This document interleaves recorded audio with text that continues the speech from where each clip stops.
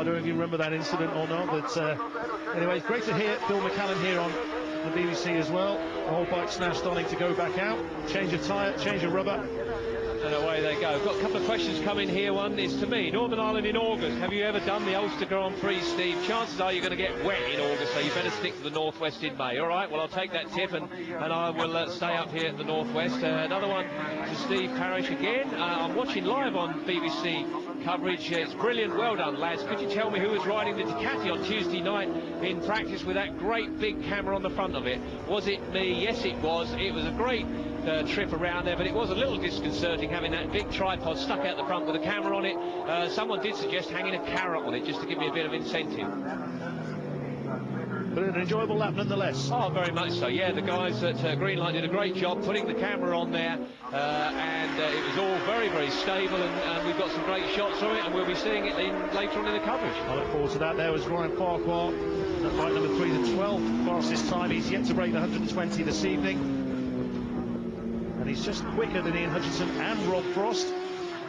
Adrian Archibald, but it's still John McGuinness. And talking of John McGuinness, let's hear from him now. He's with Phil McCallan. John McGuinness here. John, obviously things are going pretty good. You're in #1 position at the moment. Yeah, it seems to be at the moment. I got a good clear lap on my third lap, and then I started coming across a bit of traffic. But I had a bit of a go, you know, conditions are absolutely perfect. Got a bit of a side wind going down towards station, but other than that, bike's going good. We've changed a few little bits, it seems to be working. We're looking to change a few other little bits now and see if we can make it even better. No, I mean, obviously you're going pretty good. I've seen your head down, you're trying. You're on those Dunlop tires.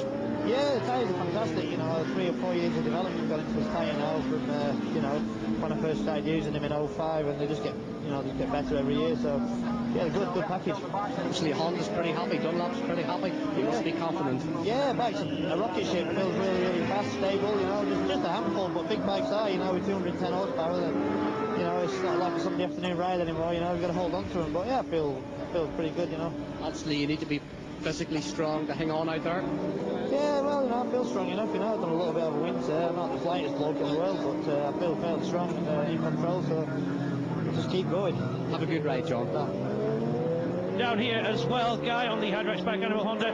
Guy, early impressions of tonight, it looks hard work. Yeah, track's fast. Everyone's fast. Where are we at the minute? Can we tell us about Zara at present, boys? John on his third quickest, 121.6. He's 8/10 slower than McGuinness. Third fastest, 121.6. Happy enough with that? Yeah, just come in and made a few changes to the bikes. We're just getting an idea if the tyres going to do the distance, and the tyre we've got in, no problem at all. So just made a few more changes. The front spot been going down into Metropole there, so a few bits and bobs, and we'll go out and press a bit more. Similar settings to Tuesday night, guys. The wind changed a lot. No, our Spanish friend Javier, he's been over to Spain to pick some bits up to come back to put them in. So which bits? Because these are an early type fork, and he don't carry the bits anymore, but he had them over in Spain, so we've had to, you know, I can't get on with the new fork, so he's especially gone to Spain to get me the bits for the old fork, and he's made a big difference. It's better, more stable. So a trip back to Spain to fix the forks for Guy Martin. Good luck, Guy. Thank you. Steve. Well, just with Steve Plater here, but they're talking pretty tactical at the minute. He's changed the handlebars tonight, he's changed the gearing tonight, and the boys are working flat out the bike here. I'm not sure what else they're going to stick. Steve, what has gone wrong? Nothing particular. It's just we've got a bit of a stability issue at the moment, Philip. You know, it's just I can't hold the thing flat out in sixth. It's okay for some time, and as soon as you hit the pump, it stops a lot. So better to call him now and try and get the problem solved before the race, obviously. And is that a suspension problem or a tyre problem? Suspension without doubt. You know, it's just a few clicks here and there, hopefully. Well, I mean, you've got the right boys working with you here to fix it. Yeah, without that, you know, it's just time's running out. That's all. So just need to obviously not panic and make the right decision. Well, I mean, you're a man of experience. You're not going to rush it, Steve. Thanks, mate. Getting very busy down there by the sound of things as we watch Guy Martin leaving again, and Guy certainly left his mark on the Ulster Grand Prix and other events as well, but the Northwest has yet to come to him, the TT as well. But Guy Martin really, really happy with his team as well. He was so pleased with the Hydrex Honda team last year, and he's delighted to be with them. And again, we were talking about that extra mile an hour that it can give you, and maybe, just maybe, Guy Martin. Yeah, Guy has I had a long conversation with him yesterday. He's been working a lot on the front end of that bike, trying to get the forks right. He said he's someone that's very critical with how the front forks feel. He's gone back to his last year's set of forks, and he feels that that's giving him a bit more confidence. once he gets that sorted out, he will be a pretty tough man to beat. And it is rather strange, the Northwest and the TT, as you said, Dave, have eluded him, but it's just around the corner in my view.